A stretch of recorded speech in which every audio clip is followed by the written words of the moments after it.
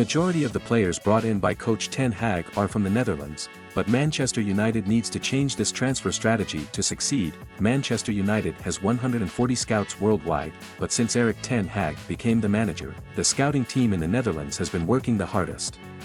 Out of the 13 players the club has signed since the Dutch coach arrived, whether on loan or permanently, 8 have previously played in the Netherlands. 3 of them, Antony, Lisandro Martinez, and Tyrell Malaysia, joined directly from Eredivisie, while Andre Onana moved from Ajax to Inter in 2022. Christian Eriksen started his career at Ajax before making a name for himself at Tottenham and Inter Milan. Mason Mount, known as an English talent, also had a loan spell at Vitesse despite his reputation.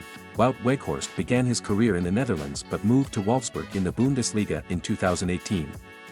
Finally, Sofian Amrabat, the latest signing for Manchester United, developed at Utrecht under Ten Hag before moving to Feyenoord and later Club Brugge in 2018. Finally, he joined Manchester United from Fiorentina. While the Netherlands has produced many players like Ruud van Nistelrooy, Jaap Stam, and Robin van Persie, and has been led by coach Louis van Gaal, the favoritism towards Eredivisie players by coach Ten Hag seems excessive. With Manchester United struggling outside the top 4 and facing difficulties in the Champions League, there is ample evidence that his transfer strategy is yielding negative results. When Sir Jim Ratcliffe and his partner, Sir Dave Brailsford, began the campaign to bring Manchester United back to its golden era, they need to put an end to this transfer strategy mistake. Among the players brought in from Eredivisie, only Martinez has adapted well. Eredivisie ranks behind the top 5 European leagues: Premier League, Bundesliga, La Liga, Serie A, and League One.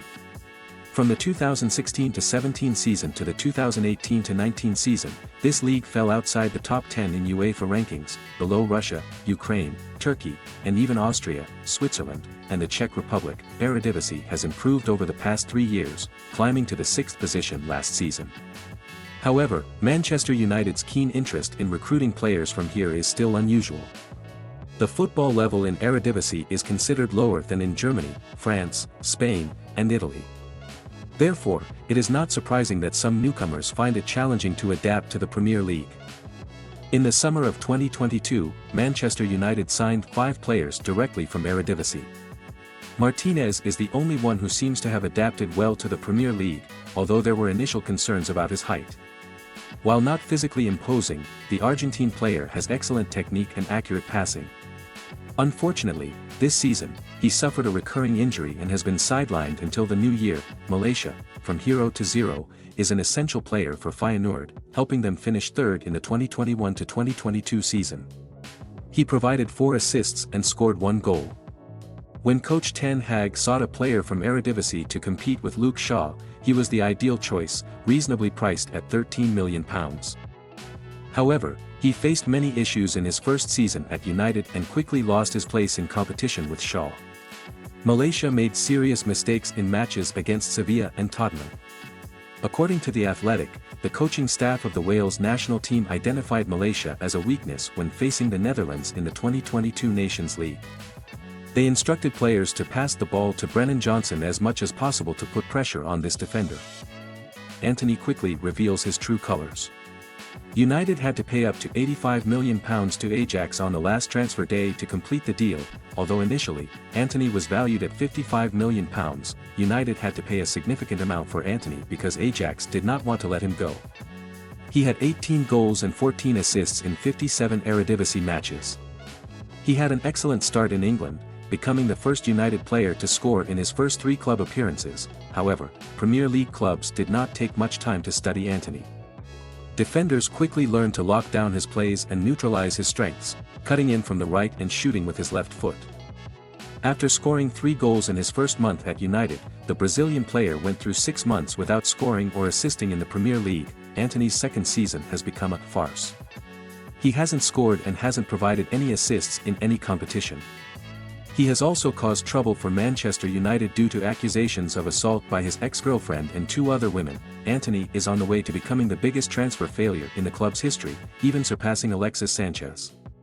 The worst part is that coach Ten Hag insisted on having him in the squad, believing that he would play a crucial role in his style of play.